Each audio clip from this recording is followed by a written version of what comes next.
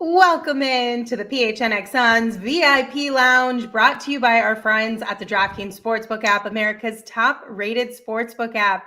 Don't forget to hit that like button, subscribe, and turn on notifications so that you know we're live here on YouTube. And if you are listening to this on a podcast platform, be sure to rate and review because we greatly appreciate it.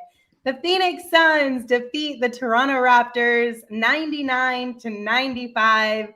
It was a little stressful, but a win is a win nonetheless. I'm Lindsey Smith. Thanks for joining us, and I'm joined by Saul, Gerald, and Espo. Gentlemen, how y'all feeling? Good. I'll take the W. I don't care how we get it, as long as we get them.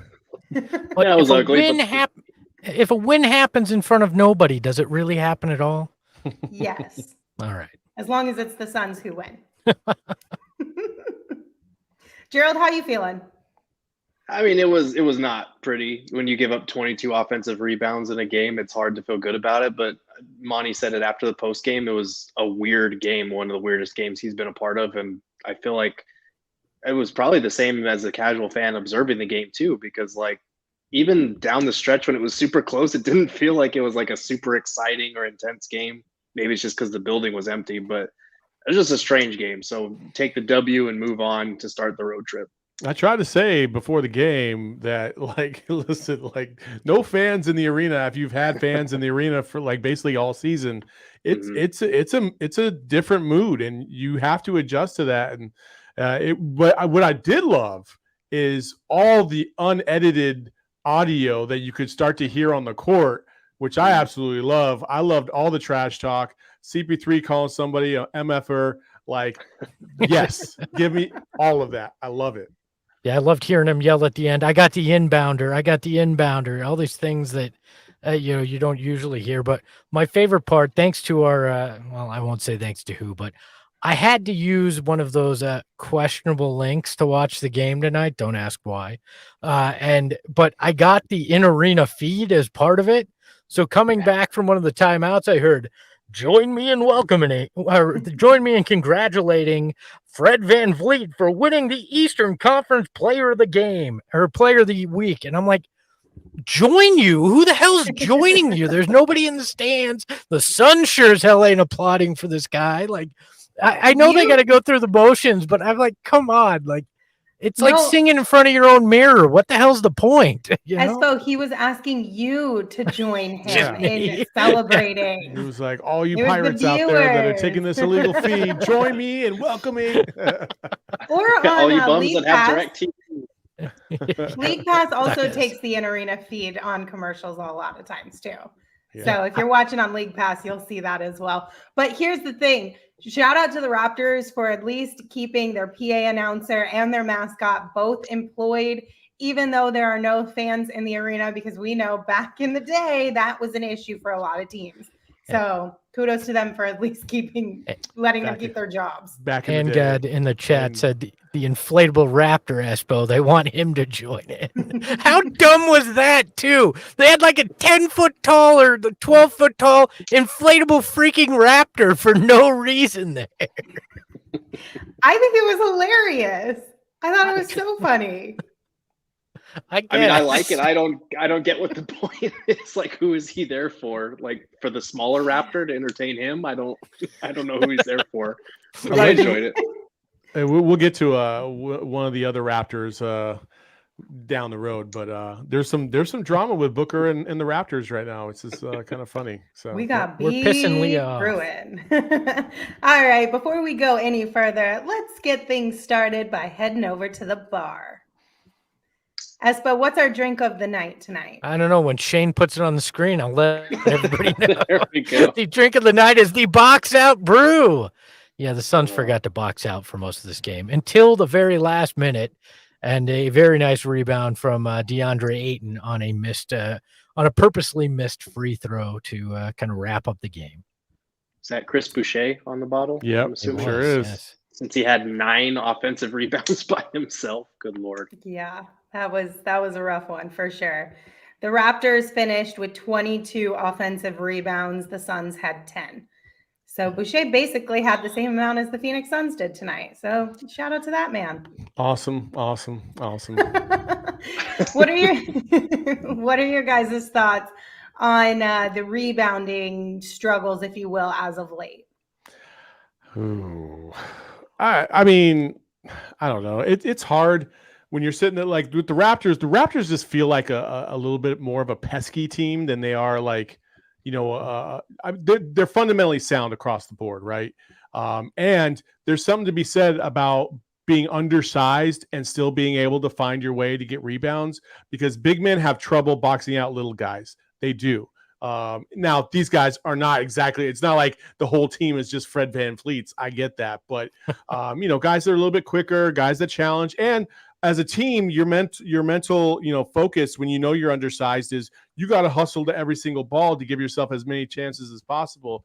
The Suns need to adopt that as well. The Suns have not been good on the offensive boards, and I think it's mostly because of their fundamental inability to box out, except when going for a loose ball on the sideline, apparently Devin Booker, and really hustling to get these rebounds. Yeah, rebounding isn't necessarily size, though, right? It's effort, it's skill with boxing out. I mean, Charles Barkley was all a 6'4" and was one of the best rebounders this franchise has seen. I think that they need to dedicate more of their effort and their energy to it, especially on that defensive end, to prevent those second chance points. And it just felt lazy tonight, sloppy at times, that they just weren't finding a guy and bodying him up. Like half the battle is just keeping your guy off the board so somebody else can get it. Especially, I mean, EJ was talking about it on the broadcast with Boucher. Like, just put a butt on that guy and let somebody else try to get the board. Yeah, Right. you saw it on a corner three. Devin Booker, I think it was I forgot what his name.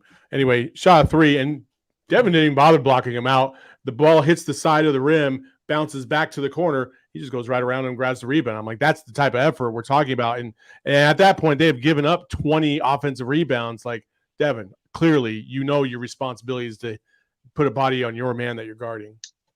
Right. And we should point out the Raptors are a tough matchup in that regard. And ironically, going big was actually what kind of hurt the Suns on the offensive glass, because they have some of the quicker, lankier, longer guys. And, you look at Jalen Smith at the 4. He had a great first stint in that first half at the 4. And then suddenly they're giving up a lot of offensive rebounds because they're just getting beat to the basketball on some of those boards. It's not exclusively that. There were some effort plays that the Raptors just beat them. It seemed like they wanted some of those 50-50 balls a little bit more.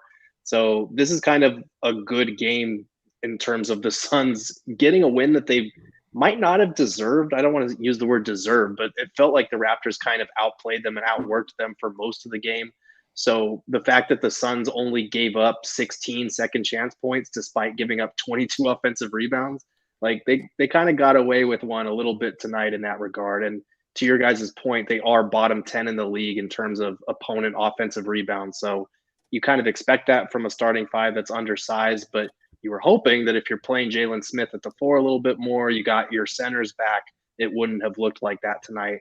Raptors are just kind of a weird matchup in that way. I think Brittany in the chat, Brittany Price, says missed Cam Johnson tonight immensely.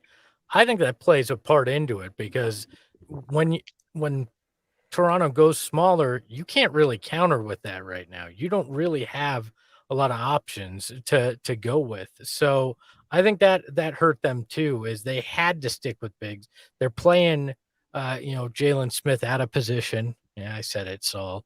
And I think that kind of added into it too. These rotations are just not Jalen specifically, but the fact that these rotations aren't where they've been. They're still trying to figure out stuff with the second unit, because you've had Cam Johnson in the starting lineup. Then he's back. Now he's hurt. Now you're moving sticks in the 4. You're trying to figure out how things work. I think that plays a part in it too. EJ went on like a 4-minute tangent in the game about why Sticks should be a 4. I'm sorry, but like if you don't believe he should be a 4, then you need to re-examine it, because like EJ made the point that if he wants to stick around in the league for a long time, then the 4 is the position where he's going to find his spot, because he's undersized for the center position. He is. Like, good job, Jalen. You were a center in high school and you were a center in college, but at the pro level, you were not. He was a power forward in college. That's why they drafted him. They thought he would be a 4 because of how he played at Maryland. He's not. Like, he's a 5. He's not a 4. He's not a 5. What makes him a 5? Show me what you've seen in him playing in the NBA that makes him a 4. There has not been a damn thing.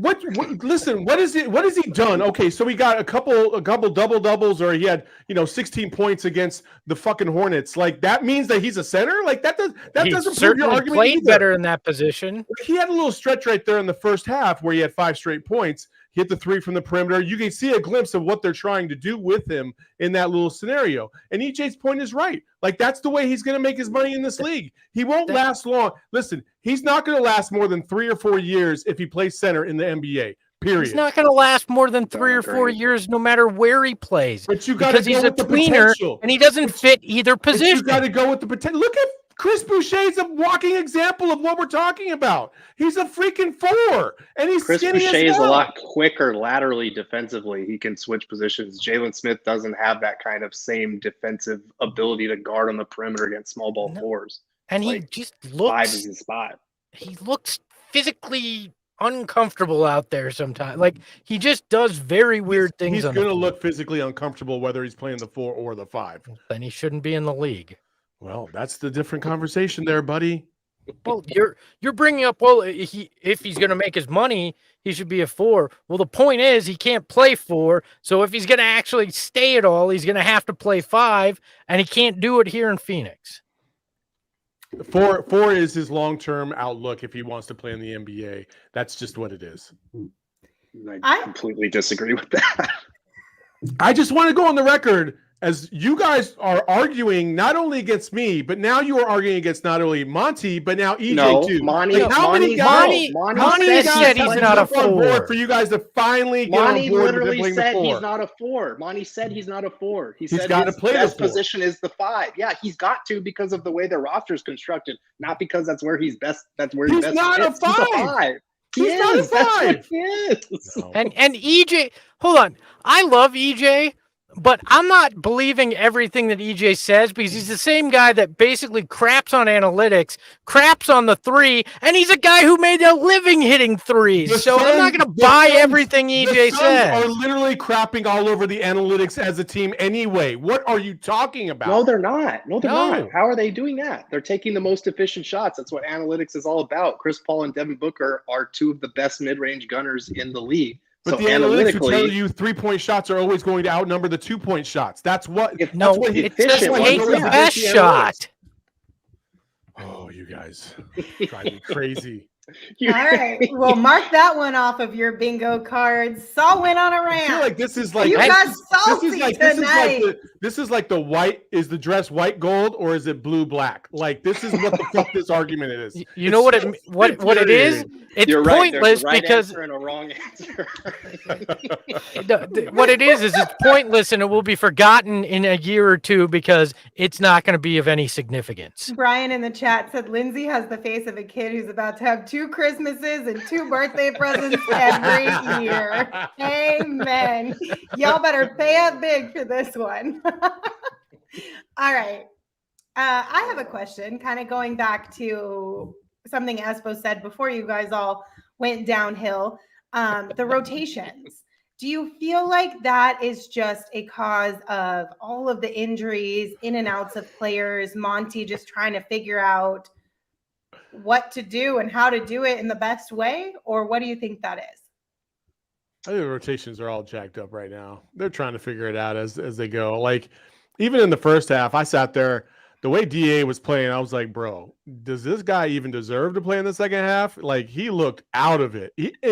And out of it, like, physically. He looked slow. He looked tired. like just really lethargic. And then in the second half, something happened and he looked a lot more energetic and he was way more focused and he was into it. He got a couple clutch rebounds, had some nice buckets down low.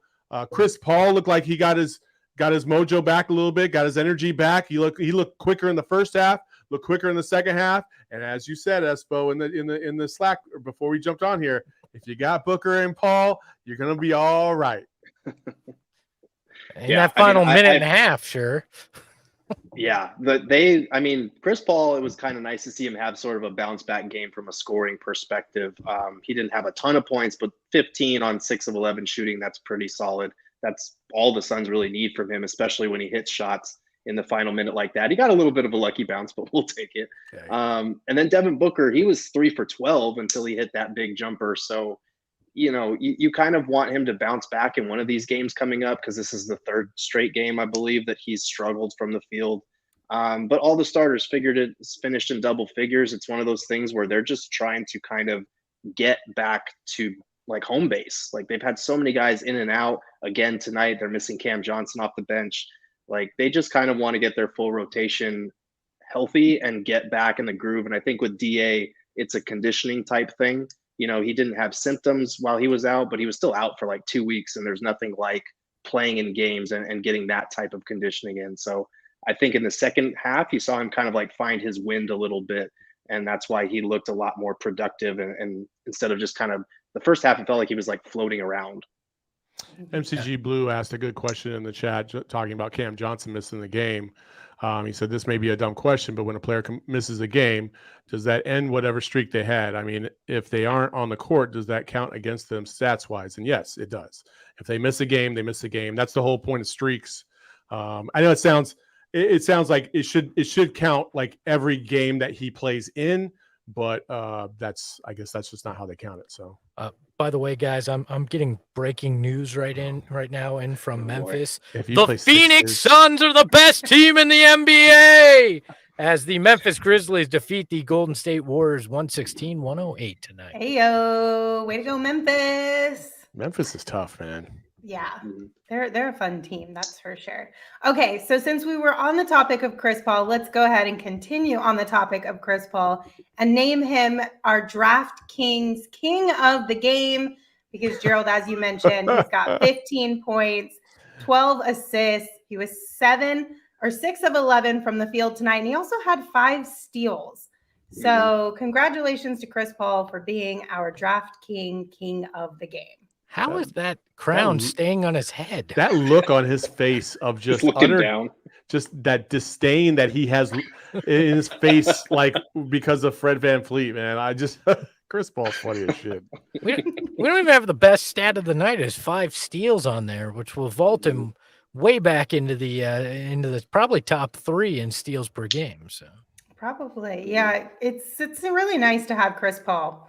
And Devin Booker on your team, especially in the clutch there, even if they sometimes feel like they're in a little bit of a slump. And with that, I want to talk about Patrick's comment in the chat. They said, it feels like Booker is either really in his head at the moment with his shooting or teams are putting way more pressure on him, ? Or Suns rotations aren't freeing him up. What do you guys think? Yeah, something's off with him. I don't know what it is. It feels like it could be the legs, but it's right. I didn't want to bag on Booker too much the last couple games because people would look at the stats in the box score and they're like, well, he had 30. I'm like, yeah, but it wasn't the same kind of 30 that we're used to, right? It just didn't feel like he was dominant in those games. And tonight, he was struggling trying to find his groove, even missing some easy little bunnies that he normally makes all the time. So there's something off about him. I don't know what it is, but hopefully he gets his mojo back. I know what it is. Shane, let's throw that up here. Oh no. Shane, let's throw that up here. There we go. Look at this. We got a breakdown. Kendall, 1 tweet. And since then, Devin Booker shooting 9 of 28. Not the Kendall card. Not the Kendall card. We are not throwing Kendall. Sweet Kendall into the fire here on this show. She tried to help her man, and then he goes 9 of 28 to thank her. No. I'm not throwing her under the bus. You are. It's your graphic. What are you talking about? You're not throwing her under the bus. I'm throwing Devin under the bus. Your girl steps up for you, introduces you to all these people who don't usually watch your game, all these young fans that love Kendall, that vote for you for the NBA All-Star, and you return with a 9 of 28 two-game performance? Shame on you, Devin. Shame. Friendly fire is still fire, Espo, and you pulled the trigger. You don't do that. You don't do that to Kendall. I'm sorry. I just want to point out Lindsey's for Espo.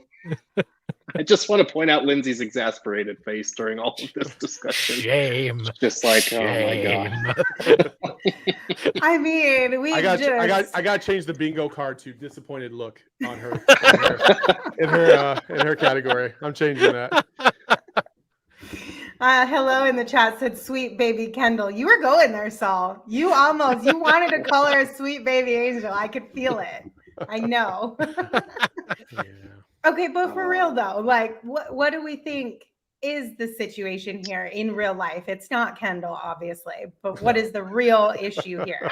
Because guys go through slumps. Yeah. I just think it's a bad 3-game stretch. Like he's shot, 14 for 40 something over the last 3 games. It's a rough stretch, but like before that, he just had a 33-point game on 50% shooting. He had a 38-point game and a 30-point game on 50% shooting a couple games before that Boston travesty. Like he's just one of those guys that for whatever reason this season, he's either been really hot or really cold. And I feel like getting back to equilibrium would be nice. He has missed a lot of shots that he just normally makes. So I feel like we're due for a progression to the mean here, especially on some of those mid-range shots, because he hasn't been as dangerous as he was on those last year. I think he'll find it as the season goes along, but we've talked about this so many times. The Suns kind of look like a team that they are very ready for the playoffs already. Like they know the regular season, this doesn't matter as much. So they're doing like just enough to get by in some of these games. I feel like once the playoffs come around, as long as they don't mess around with this on-off switch too much, they'll probably flip it back on at the right time. We do realize Devin Booker got to the NBA Finals while dating Kendall, right? Yes. Like we all understand it. So the Kardashian curse does not exist when it applies to Devin Booker. So stop with that trash out there, Mac. Emmanuel saying Booker's all disrespect the first family of Arizona. Manuel says Booker has been bricking since the Sticks Kid fiasco. Yes, Espo! Yes. Espo's fault. That Sticks Kid's bullshit is what got in his head. Blame me for all you want. I'm here to take it. I may not be the hero you want, but I'm the hero you need, guys. That's all I'm saying. A self-appointed hero. If Devin and Kendall get married, are we really going to name them the first family of Arizona? I will name them whatever I want to on this show. And I am saying they're the first family of the PHNX Suns podcast, damn it. They're already royalty, all right? They are royalty here. I'm not I'm not mad at it. Sweet baby Kendall. Okay, I do want to ask this question, and I'm not trying to play devil's advocate here or anything of the sort. But Coda in the chat said the way everyone went at DeAndre for his first half performance early is the way I wish some of y'all would go at Devin when he has a bad performance. Do you feel like Devin gets let off the hook if he has a bad performance compared to DeAndre? Is it because DeAndre has more to prove? Is it because he's younger? Like, what do you think that is? That why, just as a group, sometimes we see more being upset with DeAndre more than Devin on an off night? It's because let's just say it what it is. Okay, Devin got to this franchise when the franchise was mediocre, and he was able to ease his way into Suns' hearts. And there wasn't high expectations when Devin Booker got here. Obviously not like DeAndre. So like DeAndre was expected to pick this team from the fucking cellar all the way to the top, like Luka did, or at least tried to. And so the expectations were completely way off for DA versus Booker. And because of that, Booker was able to kind of slowly establish himself. And because of his play and how good he has been basically his whole career, Like he's had more good games than bad versus DeAndre. It's been kind of 50-50 until the last year and a half. And that's why the fan bases will let Devin off the hook. I have noticed that. And I've wondered the same thing. Like, why does Devin get the easy way out? I'm here to tell you, like, if they have a trash game, they have a trash game. I don't give a shit who they are. Well, part of it is if Devin Booker had the kind of not the attitude, but the, his off-court demeanor and sometimes even on-court demeanor that DeAndre Ayton had, I think he'd get the same crap. Oh, you don't take it serious enough. Where's the effort? Booker gets mad, he's yelling, all those things, and fans eat that up. Oh, he cares, oh, this, that, until he gets to a tipping point. I think we're almost at that tipping point with Book where it's going to be like, you yell too much, you complain too much, but we're not there. But I think that's a big part of it, is if DeAndre Ayton had Devin Booker's attitude, I think fewer people bitch and moan about him because, oh, look, he's putting the effort. He's going out there and he's fighting hard for those 12 rebounds he gets. And look at that dunk he had. It was so vicious. And it changes a lot of people's minds because for some reason that part of the eye test becomes more important than actually what they're doing on the court sometimes. I was trying to be nice, says Jay. Personally, I feel like part of it is what Saul's talking about. Like Devin Booker is kind of viewed as like the savior of the franchise, the guy who came in, he was drafted 13th. And so everything that he's done, every progression that he's made in his game, like we've been following his career step by step with DA. He comes in as the number 1 pick and he's not Luka. And so, the expectations are going to be there for him in a way that they maybe weren't for Book. I think it's also because they just do different things. Like the things that Devin Booker does, the shots that he takes, the skill set that he has, it requires a little bit more than DA's thing. DA's thing requires sacrifice, but his role essentially at the end of the day is set hard screens, roll hard, finish in the lane, and defend. And so when he's not doing those things, it's easy to equate that with, oh, he's not trying hard enough, or oh, his mind's not in it.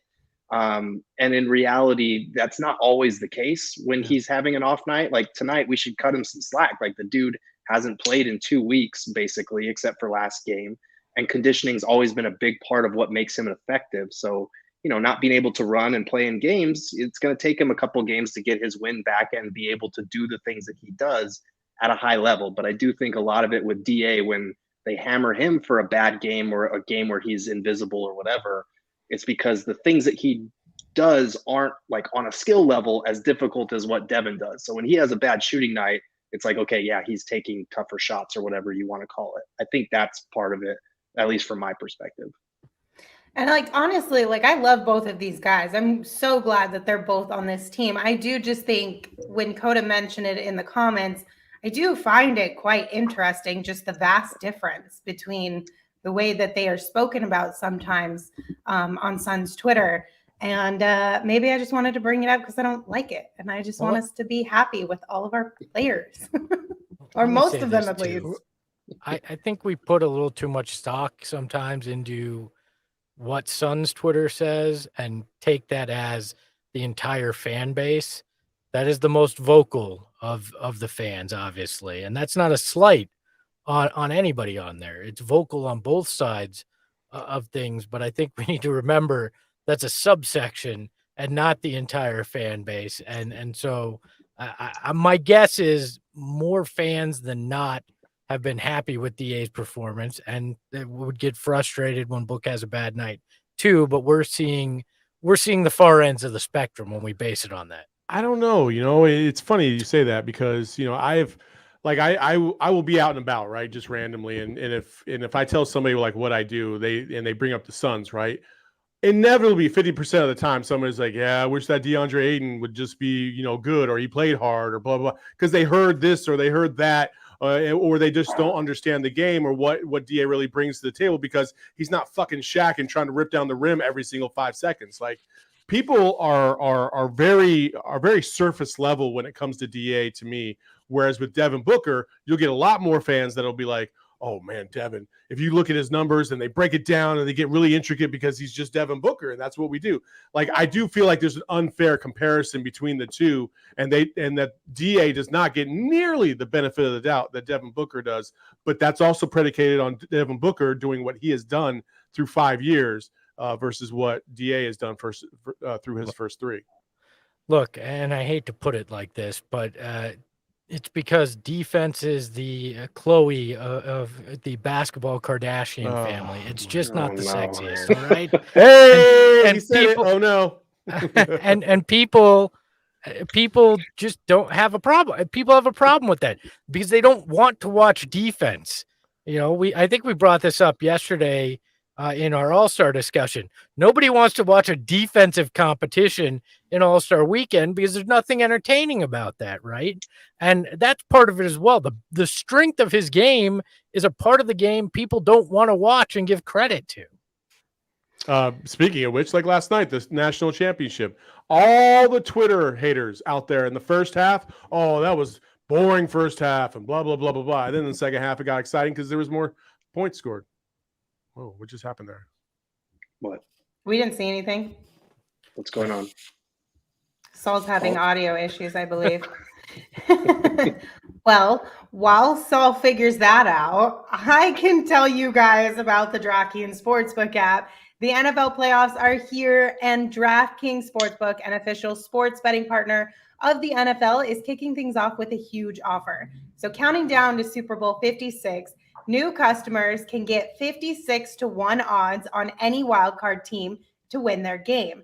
Bet just $5 and win $280 in free bets if your team is victorious. All customers can also get in on DraftKings Hammer the Over promotion. For every 5,000 bettors who take the over for Sunday night's Patriots versus Bills game, the point total will lower by half a point. Hammer the Over has hit 0 every time DraftKings has run it. So bettors won when the first point was scored.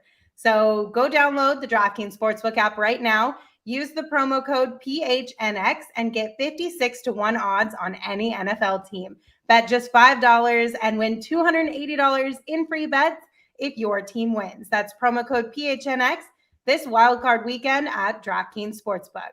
That's 21 and older only, Arizona only. Gambling problem? Call 1-800-NEXT-STEP. New customers only. Eligibility restrictions apply. See DraftKings.com/sportsbook for details. Saul, are you good? Could you guys not hear that on your end? No. So like my mic or my headphones just went ape shit. It was just like, and I was like, thank you for that. I apologize to anybody listening to this with headphones on. We're gonna send Saul to HR for that one because that was just send me to me. Cool. Please awesome. Report yourself. Damn it, Saul. Yeah. Oh my gosh. Manuel in the chat said the Sticks kids cut Saul's mic thinking it was Espo's. LOL. Yeah, it must be the Kardashian curse. Maybe. Who knows? All right. So let's head on over to our quote of the night because this was a situation tonight that was quite entertaining. I'm not going to lie. Espo, you want to tell us about this one? Yeah, so the quote is, ball boy trying to earn his money. I get it, Eddie Johnson. This happened late in the game. Devin Booker's at the free throw line looking to extend the Suns' lead, and he kind of hits the front of the rim, hits the back of the room, then points behind the basket and starts complaining to the ref saying, oh, somebody's throwing their arms up. All right. So EJ, they're here in Phoenix. They're not in Toronto. They haven't been traveling. So EJ assumes it's like a ball boy. Turns out it was actually the Raptor mascot that was standing behind the hoop, waving his arms at Devin Booker, which is, what are the rules on this? Because that's what a mascot does, right? I saw somebody on Twitter said that in an empty arena, they're not allowed to do that. So then what's the point of having him there? Give the guy the night off.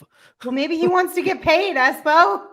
Well, what are you paying him to do? Stand there and sweat like in a suit? Like, listen, if he it can't does not do matter that, as long as he's getting paid. That's what matters. But if he's not allowed to do it per the rules, then he can't do it. So I don't blame Devin for being upset about it. This is exactly the kind of thing that we let Devin Booker slide on that we should not let him slide on. And he's getting roasted on Twitter because of it. Like, what are we worried about here? Like, the mascot really distracted you? Like, I understand it's an empty arena, but damn, son, like, what? That bothered you? Stop worrying about that. Like, that's Gerald, you know how you say Chris Paul does one or two things every game that make you laugh?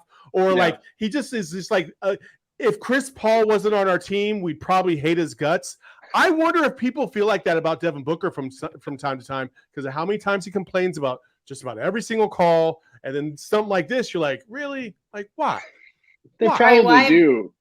I have breaking news. Uh-oh. Kellen Olson just tweeted out that Devin Booker said about the beef with the Raptors mascot, quote, we hashed it out. We homies now. So they're good. It's fine, you guys. They're good. Don't worry about it. At least he gets it. He knows he's getting roasted and he knows the perfect way to get himself off the hook for it too. Like he has a sense of humor about it at least. If DA did that, everybody would melt down as to why he's a 70% free throw shooter. This is why he can't focus. He doesn't know what's going on. Pay attention to the rim. That's what people would be saying about DA right now. I have a theory as to why he patched it up with the Raptor. You want to hear? Oh, okay. What's that? Drake is actually in that costume tonight because he wanted in to see the game, and that was the only way he could get in. And then he let Book know after the fact, and he was like, "Oh, we're cool then. You're Drake. You wore my jersey back a few years ago in Phoenix. We're cool." Oh man. Okay. How amazing would that be if we found out that was the truth, right? Like when you find out a celebrity was a character at Disneyland, like. It would be really funny. And it wouldn't shock me at all if Drake did do something like that because he's just goofy. Like he's got such a goofy side to him. He does such silly things sometimes. So it really wouldn't surprise me at all if he tried to pull that off. But I don't know. I mean, Saul, you think it's a little goofy that Devin was being upset about that. But I kind of get it because I think when you have a whole bunch of distractions around you, it's easier to block it out as a whole. But when it's one singular distraction, I wonder if it's a little bit harder to block that out. I mean, it's like the refs. You know, we tell the refs not to have rabbit ears, right? Like, don't have rabbit ears. Like, stop listening to the crowd, stop listening to players chirp at you. Like, just ref the game, right? And I feel like similar thing with Devin. Like, he's above that. He's just above that. Is he though? I mean, if he was above it, he wouldn't be doing it. I'd like to think he was. I mean, like, my thing is, like, I would have had a bigger problem with it if he had missed the free throw. If he missed the free throw and he's whining about the Raptor, then that looks really bad. But at least he made the free throws. That's all I care about. Bring that last comment back up there, Shane. Book is just like any other light-skinned guy, emotional. No offense, Saul. Fuck you, Code. Like hashtag Team Light Skin. I don't care. Oh, that's bullshit. Oh no! Stop putting me back in, Shane. I want no. Espo's trying to get off this podcast right now. That is funny. That is pretty funny though, low-key. Hello in the chat said Booker is going to start beating up mascots like Lopez. That would actually be really funny. I find that I don't think that Devin is the right person for that. But when he does it, it is hilarious. But just wait till that's like a Frank Kaminsky thing. You think every mascot in the league now isn't going to stand right behind the basket and do that shit now? Every single one from now on. They're going to troll him as they should. Like, I don't have a problem with people trolling him, but I also don't have a problem with him not like wanting him to be moved from that area. Look, if I'm the mascot in Indy, I'm getting 10-foot long arms and I'm waving them around behind the backboard. First of all, what is the mascot in Indy? Oh, I don't know. It's probably that weird like Blue Panther thing, isn't it? Oh, you're right. It is that Panther thing, which makes no sense. Yeah. It's like a weird like Blue Panther looking thing with like orangish hair or something. I can't remember. Shouldn't it be like a car? Isn't a pacer like a car? Like what the? I don't know. I don't know. I mean, our mascot's a gorilla, so we can't. Yeah, we don't really have much True. room to talk. There's a so. story behind it, but yes, but what are you gonna have, a son? Like Well, I'm sure they have a story behind it, and Yeah. probably is just as dumb in their eyes as it is in ours. It's a good possibility. I've always wanted the son from Semi-Pro as the mascot in Phoenix. You ever heard of that? Giant Just sun Will just dancing Ferrell. around. It's just Will Ferrell in a giant sun costume. That'd be great. Oh my gosh. All right, guys, before we get to our final topic of the night, just kind of your biggest takeaways from tonight's win over the Raptors, and just kind of what you think can maybe be learned from this one. In the first half, I was a little scared. Because of the way this team was playing. I was like, have they lost a little bit of it? Like, have they lost a little bit of it? But you could see them try to piece it back together as the game went on. They picked up their defensive intensity. That's their calling card. Like, they have to, the better the defense is. That's just Phoenix Suns basketball right now. They're a defensive team to me more than they are a team that can blow you out by shooting a million threes. So I was happy that they kind of grinded this game out. Hey, listen, the Raptors are a pesky team. I thought they would only win by 1. I think what was the final score was 4. You guys were right. Look at that.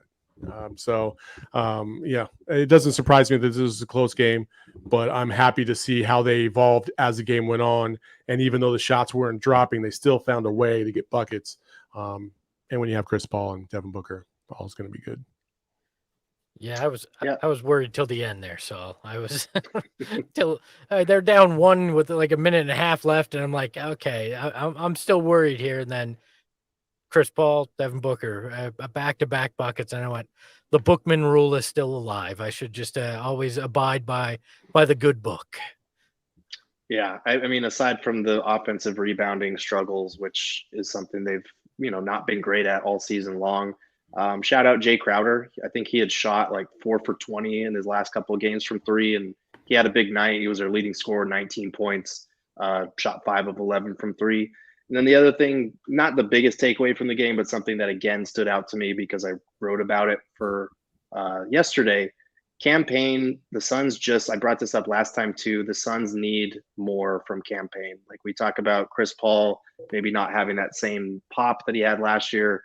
We talk about the Suns bench unit and how bad Landry Shamet has been, but like, they need more from Campaign, especially if they want to give Chris Paul a little more rest and save him for a deep playoff run. He was a team worst -12 tonight, 4 points, 2 of 5 shooting, not his worst game, but like, if you look at all the numbers that I dove into on the article that I wrote, he has really struggled just across the board this year. They need a lot more from him, and it's tough to see whether this is, whether we're due from some progression to the mean, or whether last year was more closer to a fluke that he might not be able to replicate this year. I hope that it's the more optimistic outlook, but we're going to see. They need more from Campaign right now. What the hell did they practice for 3 hours on yesterday? If it wasn't rebounding, like, because they got kind of abused on the boards against Miami too. Like, what are we doing here? Let's go. It obviously wasn't, performing in front of only mascots. That was definitely not what they practiced. So. I mean, they probably didn't fully practice for 3 hours. It was probably more like an hour-long practice and then 2 hours of guys hanging back doing different things with different coaches, if we're being honest. But not to be too literal there. It was a lot of shooting and reconditioning for some of the guys that have been out, based on what Monty said. But yeah, they had like a short practice, like an hour, and then guys just stuck around, kept shooting, kept working. So.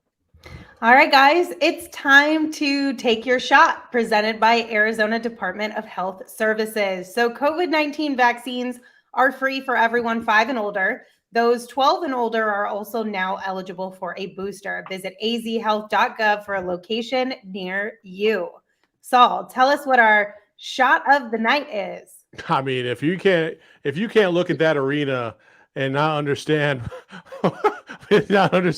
where we are in this world, then I don't know what to tell you. Like, listen, we all have our feelings about the vaccination and all this other stuff, but taking your shot is probably it is the most effective way to combat the virus. And if you don't believe it, look in Canada, because they shut everything down because of it. So I just thought that was probably the best way to go about the only time we're ever going to take advantage of an empty arena, hopefully this year. It just happens to be north of the border.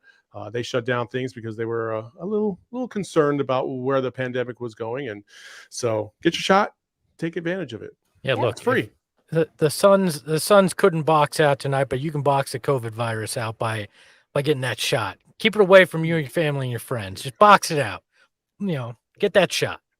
And one more time, COVID-19 vaccines are free for everyone 5 and older. Those 12 and older are also now eligible for a booster. Visit azhealth.gov for a location near you.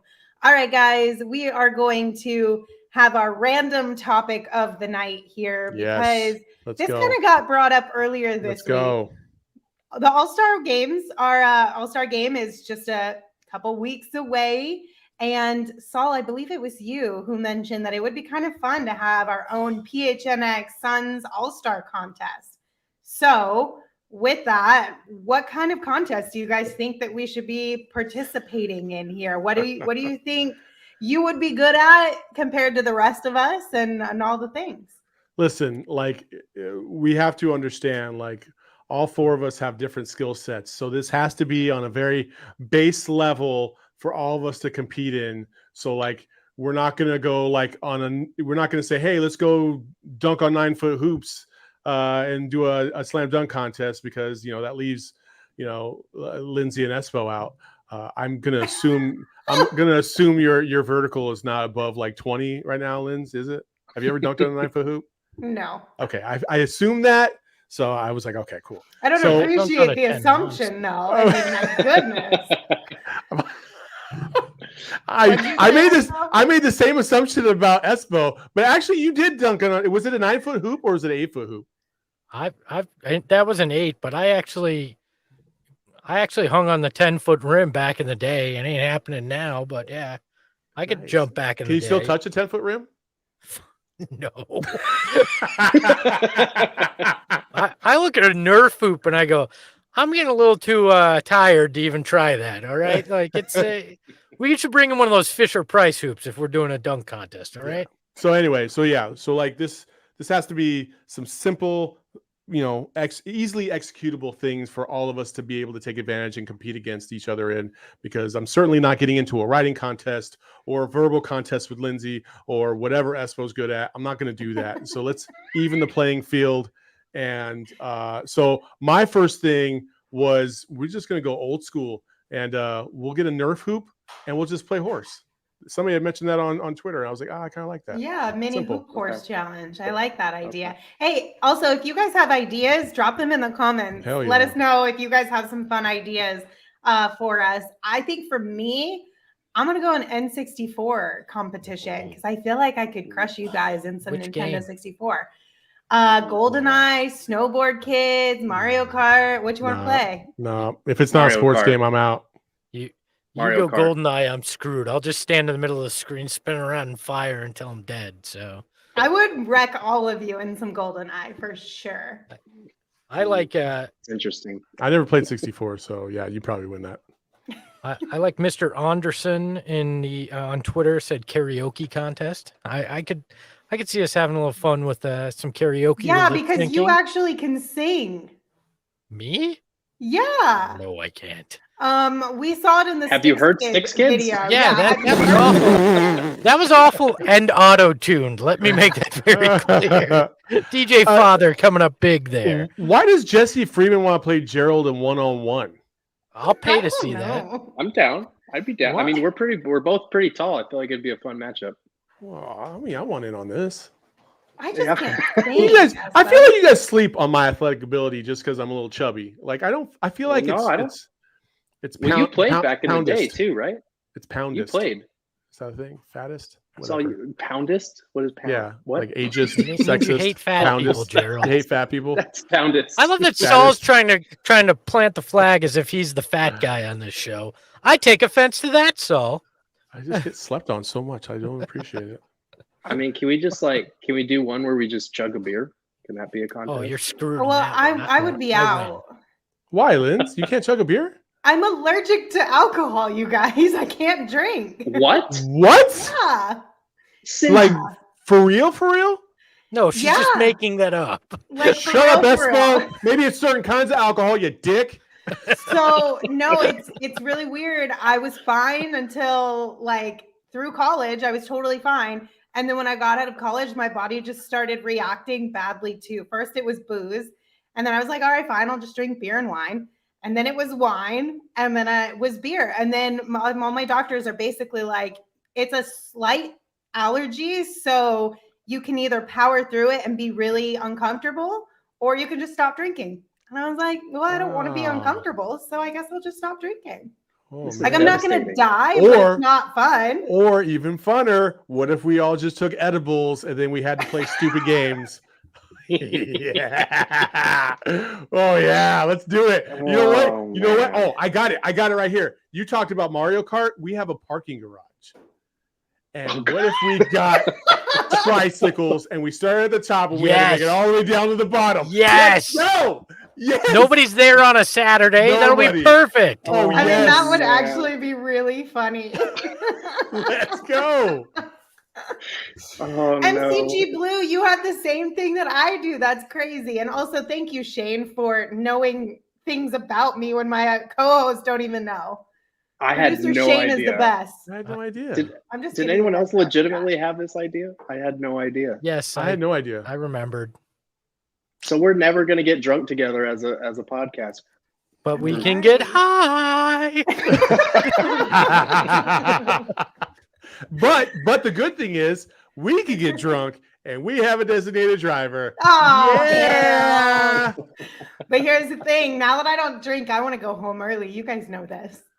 So if the car is leaving at 12, you're either in it and you're going home or you're getting left behind. If DJ Father is playing in Vegas, we go and we turn it up and you got to be there.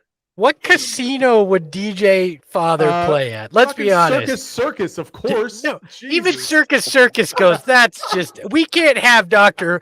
or DJ Father at Circus. Too many kids. I'm headlining the Days in in March. The Motel 6 right across the street from T-Mobile. Let's go. Oh my gosh. Blessings, Father or DJ Father? DJ Father. I really thought, Lindsey, you're going to say, you know, like I was okay. And then one day back in college, I drank. And then like that night, I just was like throwing up a lot. I was like, yeah, it's called a hangover. What are you talking about? No, it was like a subtle progression. It was super, super shitty. It's funny. Who was it in the, Monica said Lindsey paid her dues early. Wow. How much did you drink then? I mean, I feel like I drank like the same amount that anybody in college, like the average college kid drank. I don't know, but I did work as a bartender. So maybe I drank a little bit more than the rest of us. I have no idea. Yeah, like a lot more for a lot cheaper than any of us. Listen, I never got to the point where my eyeballs were yellowing, so at least I wasn't there, okay? God. Manuel in the chat just said, didn't you just come back from Mexico? What the fuck did you do there? Enjoy the scenery? Okay, come on. There's so much more to do there than just drink. That's limiting the amount of fun things that you can do down there. If you need suggestions, let me know. I'll give you some. But seriously, like the tricycle challenge. That sounds good, right? That is perfect. I love that. Chris wants us to do edibles and then do the tricycle challenge. That sounds like an awful idea. Oh no.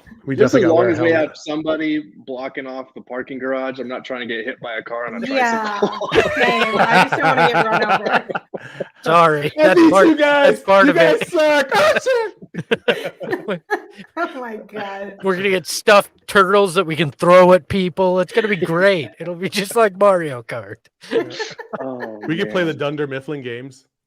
Ooh. Oh yes. Like Flunkerton. I'd be down for that. Let's go. We're doing this All-Star Week. We are down. We're 100% doing this.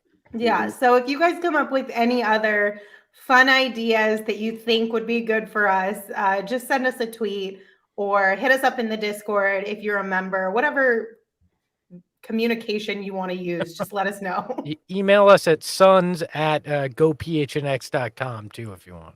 That too. I think somebody checks that email, right, Saul? Sure, yeah. Yeah, well, they do now. All right, guys. Anything else you'd like to talk about from tonight's game or just anything in life in general? There was a game tonight? Yeah. And the Suns won. What? Shane, Good can job. you throw up that graphic? We have photographic proof that I was right tonight. Look at that. Drake as the Raptor. Oh my gosh. Did you text Shane during the show Yes, to make I that? of course he did. I did. Of course he did. Because we've got the best producer of any show. He'll do the stupid things I ask. Shout out to you, Shane. We appreciate you. All right, guys. Well, thank you for tuning in. Gentlemen, thank you for joining us. Don't forget to check out gophnx.com. Please consider becoming a member today because your membership will get you access to our members only Discord.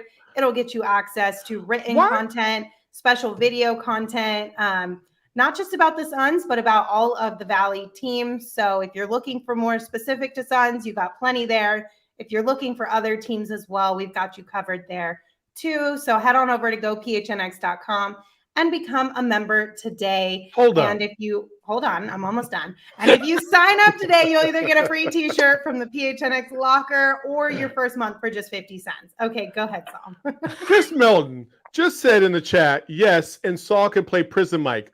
What about me tells you that I would play Prison Mike? Prison Mike has Espo written all over it. Like a million. He almost even has the voice of Prison Mike. What are you talking about? Chris, I'm so disappointed in your choice of Also, person. I think to play Leah- Prison Mike. I think I'm dead to Leah based on all the Canada slander and then calling Shane the best producer. She gave me in all caps, excuse me. So I think I'm in trouble. Yeah.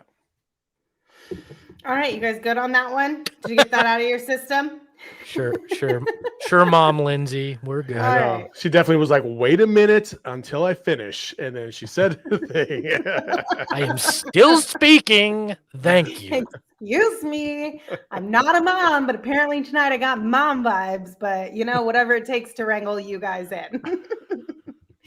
All right. Well, thank you guys so much for tuning in to another PHNX post-game show. It was fun hanging out with you in the VIP lounge. Tomorrow, we will be live here on our YouTube channel at 2 p.m. So mark your calendars, schedule a little bit of a late lunch, and come hang out with us. Until then, you can follow me on Twitter at Lindsey Smith AZ. You can follow Gerald on Twitter at Gerald Bourguet. You can follow Saul on Twitter at Saul_Bookman. The underscore is there because He's got to fit the love for Torrey Craig he has because he's wearing the Torrey hat today. This is Torrey Pines there, people. Close enough. And you can follow Espo on Twitter at Espo. Espo, you want to send us home? Remember, being a mom is a very hard job, so don't slander them in the chat. Ahoy, everybody.